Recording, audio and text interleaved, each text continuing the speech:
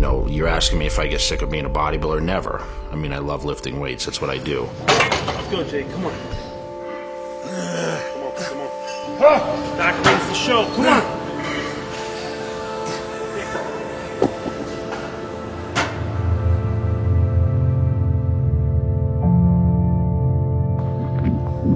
Almost every night, seriously.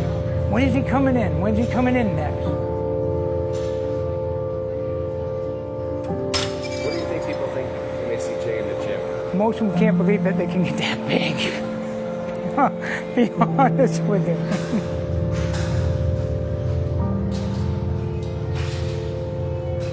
First time you see him, it's a lot of looks.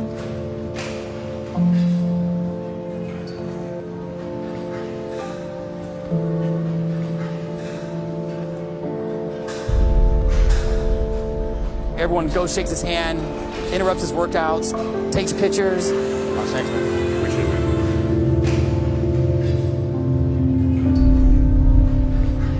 it. But Jay has never turned one person down ever to take a picture, to do an autograph, to talk to someone. He's always went out of his way to help everyone out. When Jay comes in, everyone wants to be like Jay. Not like Mike. Everyone wants to be like Jay. The biggest achievement that I'd never expected was to give the motivation to a lot of people when I was just trying to be motivated myself to go to the gym. You know, I train in public because I don't want to be surrounded and locked in the lifestyle to the extreme. I mean, I live in it day in, day out. You know, I'm cooking and training and never stepping out of the shoes of being who I am, and that's Jay Cutler, the bodybuilder. So for me, I have my own sanctuary, which is pretty much my office that, you know, here I look around at the achievements. I'm surrounded by what my life from the beginning to now has become. So for me, it's enough for me. And yes, I have some function equipment in the gym, like cardiovascular and that kind of things, which are necessary in the morning. I don't want to have to drive to the gym, so that allows me to be able to get in what I need to. And of course, I leave all the weights to the gym. They have the most weights. I like to do variety. You know, I move heavy dumbbells, so, you know, I work anywhere between 25 and to, you know, 160-pound dumbbells most often. So that'd be kind of a big collection to have in your home gym. And the way I look at it is I'm always going to weight train, but not to that extreme. You know, I think when I retire, I mean, throwing around 100-something pound dumbbells, I mean, that's probably not going to happen as much. So it's kind of pointless to build something that's not forever. You know, I think the biggest misconception is that we do things really extremely different. And that's not necessarily the case. I mean, it's very, very basic what a professional bodybuilder does, and I'm just speaking on my own behalf. I mean, I've been basic since the beginning. You know, I had a certain amount of genetics that I was blessed with. You know, I started on a specific diet. I stuck with the basics of training. I get a common question all the time. People approach me and they say, Jay, what's the secret? What's the secret? And there is no secret. The secret is progression, consistency, dedication, day in, day out. There's certain body parts I do like to train harder. You know, I might train arms a little lighter, whereas, you know, back training, leg training is a lot heavier and harder. What I like to usually do is structured, you know, rest days around those training days, because sometimes it can be pretty intense. Anyone asks me, what are you training tomorrow? I usually have an idea, but if they ask me what time, I couldn't even tell you the time I wake up in the morning, what time I'll go to the gym. And if I tell you a time, even an hour before, I'll never be on time. That's how I work. I don't have really scheduled training partners. I have people that pick up and train with me here and there. They kind of know just I'm on call, and, you know, just let me know an hour before, so of course they can get food in and get the training and where to meet me. I'm done there. Let's do some dumbbells. Okay. It's different when you don't have a team. you know, have a structure where it's like, you know, a time schedule where you're, you know, expecting people to show up, or some place is going to be open. Vegas, I mean, that's why I train here. It's the best place to train. It's like an athlete's playground here, pretty much. I mean, we train 24 hours a day and eat 24 hours, and I mean, there's no weather variables. Everything is just in tune with what you're trying to do, because you can just make it any kind of structure you want, and the result will be the same each day. Every day's similar. I mean, I don't listen to music, so like you hear these stories about guys listening to music, getting amped up and going. And for me, it's not really an emotional thing, where I'm very driven to do what I do, and I realize the job on hand. So I don't need that extra anger or any kind of frustration to train any harder. You know, I surround myself with people sometimes. If I need extra motivation, I'll get someone to go in the gym and push me. I get some people to pick up some weights sometimes. All right, one more set with that 10 on.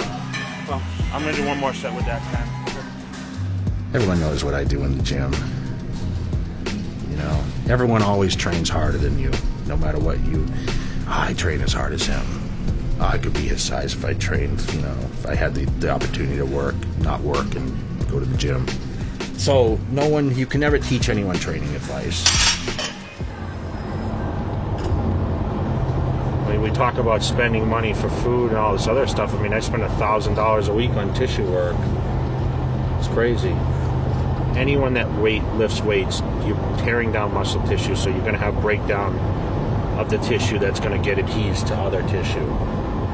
So what we're trying to do is take the stress off that muscle, keep the muscle healthy and, of course, flexible, pliable, and it's going to help with muscle growth, it's going to help with flexibility, and it's going to help avoid any injuries and even fix injuries. When something's so tight, you're not going to get the blood in there like you need to. And that's what happens, like with a lot, like my hamstrings get super tight, so when I train my hamstrings, I don't get the pump that I might get when I do chest or whatever else. You have super tight muscles and no flexibility and no stretching, your muscles aren't going to grow. This is going to help with all that. This guy's I think he's a chiropractor by trade, but he's the specialist in this active release. I mean, he's probably the guy in Vegas that, I mean, I've been going to him since 2003 or 4. Has he been a staple of my success in my career? Absolutely.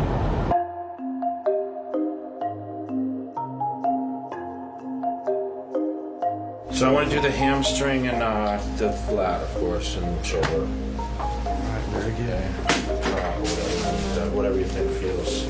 I had last week off from you, so. But I do want to get this hamstring, that inside canal. Is that where we were last time? Way up top? Yeah, get it in there and then see how that feels. But you can feel there's a spot on the inside of the hamstring too. Feel kind of that? Yeah, that's actually pretty sore. Yeah. The normal person, if you're looking at the quad, I may only have a couple inches of tissue. If you look at these ham hocks, I mean, it's 30 passes to the 2. And he's getting bigger. So, I mean, Jay's dense. So what happens is, especially with inside that tissue, those fibers adhere and stick like a paintbrush with the fibers all here together. So as they start to stick and bind, it creates a scar. And what I'm doing is I'm finding those areas of concern. I'm taking a contact on them, and I'm holding a translated contact, so I'm not really compressing the tissue, even though there is some compression. You're trying to get those fibers to break free so that they can fill with blood. Oh.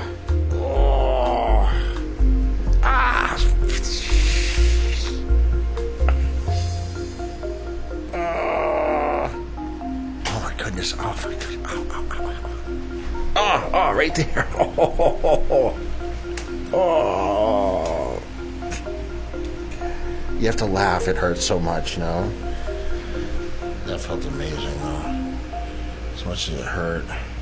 The biggest and most impressive thing is that each year it gets better.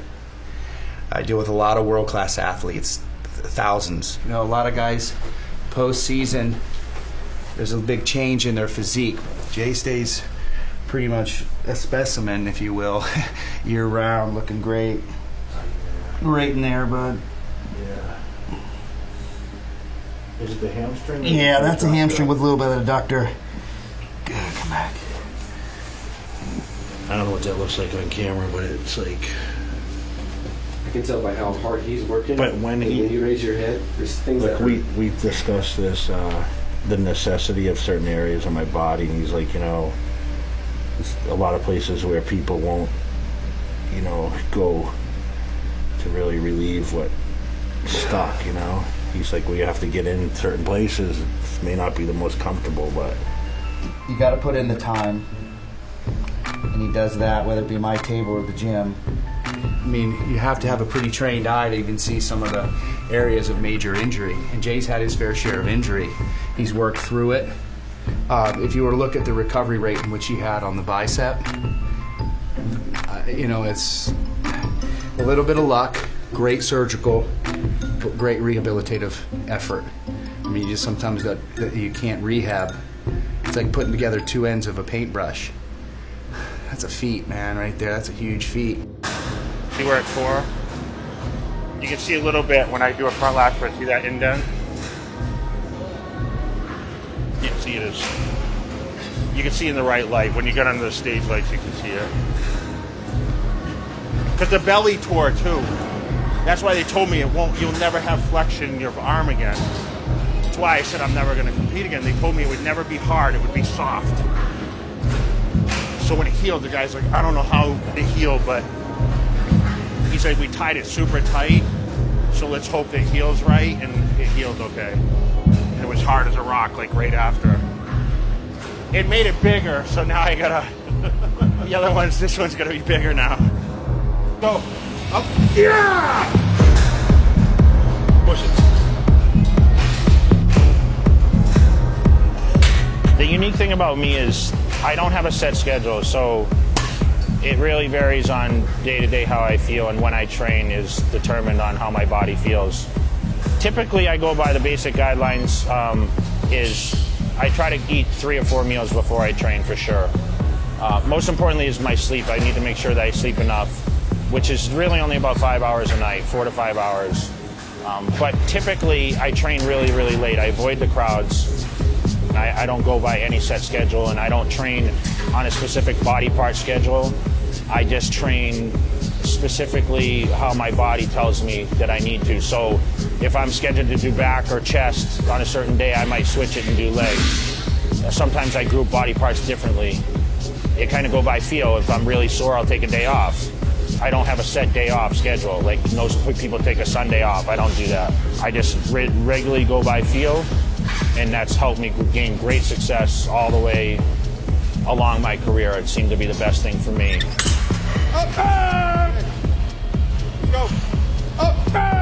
So I like to keep the weights very heavy and do lower reps. And obviously what happens is when you train with as much volume as me, you can't do as many repetitions because you'll just burn yourself up. I mean, you have to have one or the other. Either you're going to do less weight, you know, more repetitions and less sets, or you're going to do a lot more sets, heavier weights, and less reps. So I choose to do the heavier weights, less reps, more volume, pump the muscle, keep filling it up, hit the angles.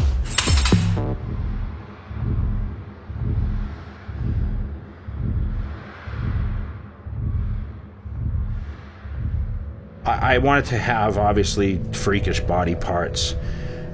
It was never really like, I want all eyes on me type of thing. It was never an ego, I want everyone to notice me. I wanted to look presentable where I walked around when I wasn't in contest shape and I just was big and round and people admired the muscles. I think pretty much I've secured the legacy on the competition stage. I really don't have any real specific goals as far as my physique, as far as, I'm not going in the gym and saying, well, I need to have my legs 2 inches bigger or anything like that. I think, with me, it's more on the aspect of the legacy of Jay Cutler and where it's going to go from here. Back against the show, come on. Let's go, Jay, come on. Suck it up, suck it up, suck it up, suck it up. Mentally, you have to be, I think, a little crazy. people approach me and they say, Jay, what's the secret? What's the secret? I don't like to eat anything. If you ask me what my favorite food is, I don't have a favorite food. I don't look forward to any meal at all. You're a living legend. That's what's amazing about what I do.